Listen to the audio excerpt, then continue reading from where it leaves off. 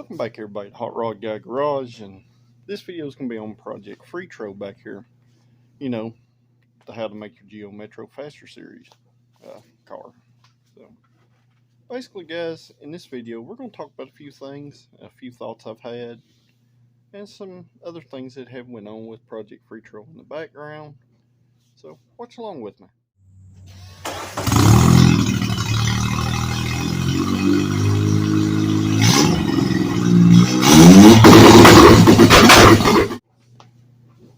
And alright guys, what we're going to do, we're going to talk about Project Freetro a little bit.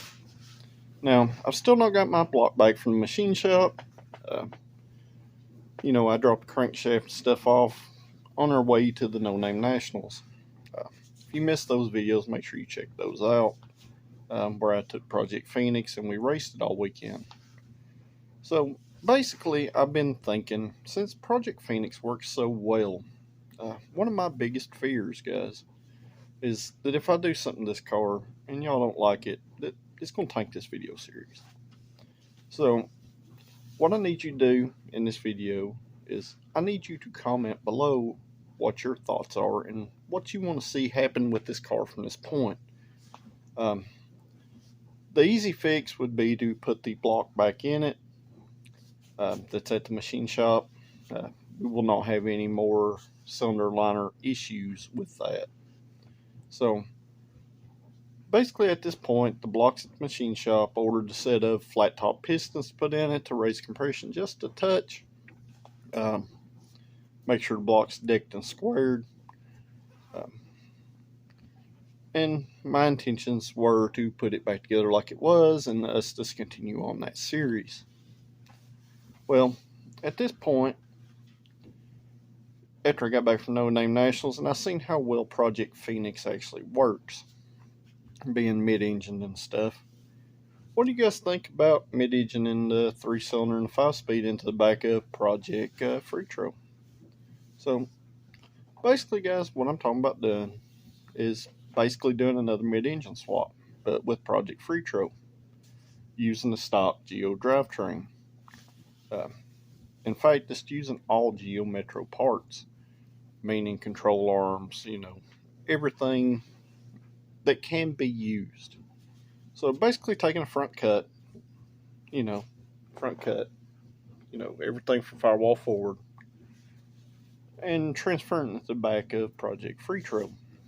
I've done some preemptive measuring earlier, just because it's been kind of going through my head that it might be really awesome, because it will make this car work, especially considering it's got a slick.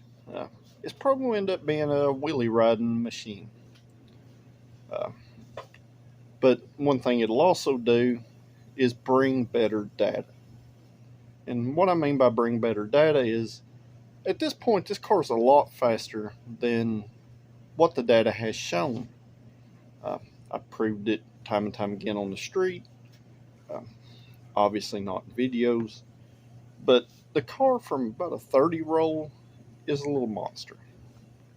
A lot of V8 cars have a very hard time with it, and that's been proven also.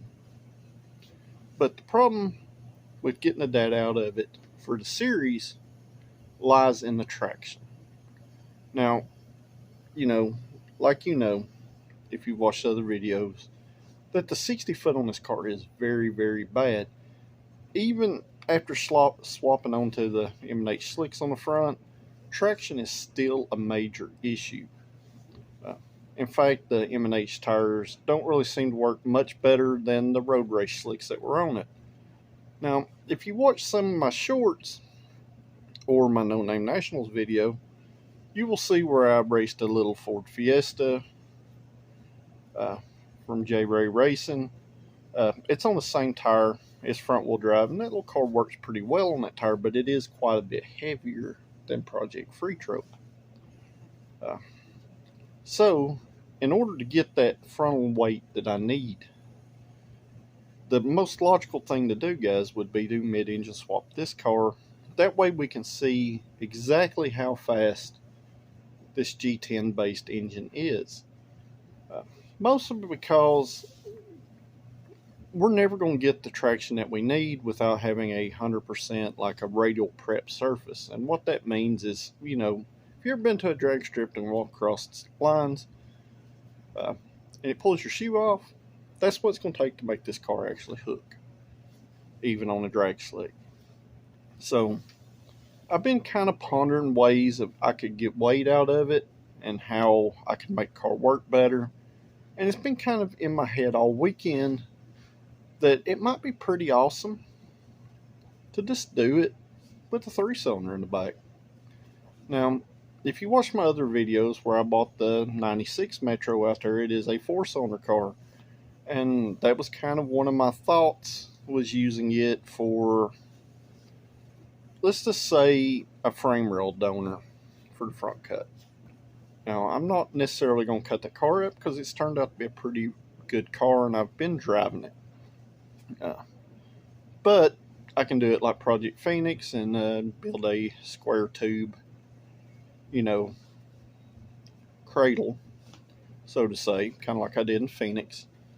A lot less heavy duty, a little more light duty. Because there's one thing here is we don't have the weight that we have in Phoenix, because Project Phoenix's engine itself, the subframe, transmission, and engine, weigh close to 1,000 pounds, if not more. It weighs 2,100 pounds, where Project Freetro weighs 1,380. So I've kind of talked myself into doing this, but I wanted y'all's thoughts first, because, guys, I want this car to be relatable to all of you. Anything I do on my channel is something that anybody that has the scope or drive to can replicate. You know, like I tell people all the time, you just got to do it. You learn as you go, and that's what I've done for the past, 30-something plus years of me doing this automotive stuff. If you don't know, guys, you figure it out, and if you don't know how to figure it out, you ask somebody that does. I've said 100 times in my video, pretty welds don't necessarily mean they're strong, and you can always grind an ugly weld if it is strong. It's all about penetration and the quality of the materials that you use to build something like this. So just let me know your thoughts below. Where do you think we should progress, from here with Project Freetro? And I've done the preemptive measuring, and basically, guys, rear frame rails are super close to the front frame rails, and I think it would be super easy to mount this motor in the back, other than figuring out the clutch stuff. So I'm not going to keep rambling on about it.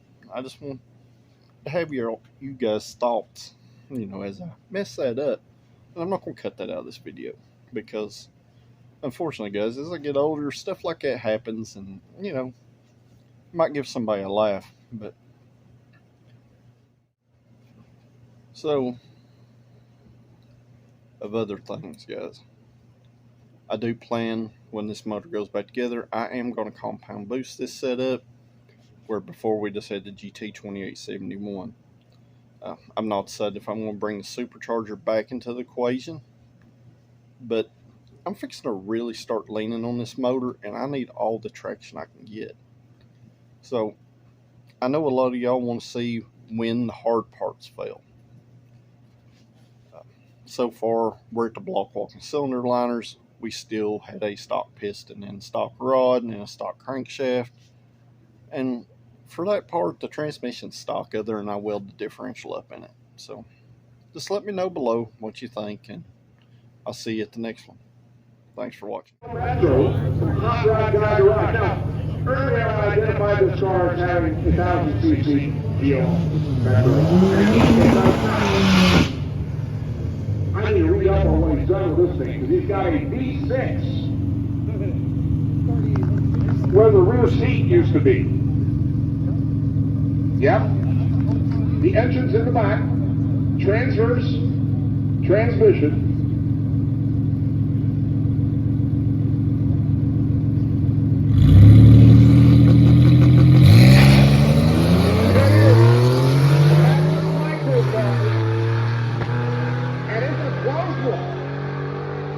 Gio gets there first.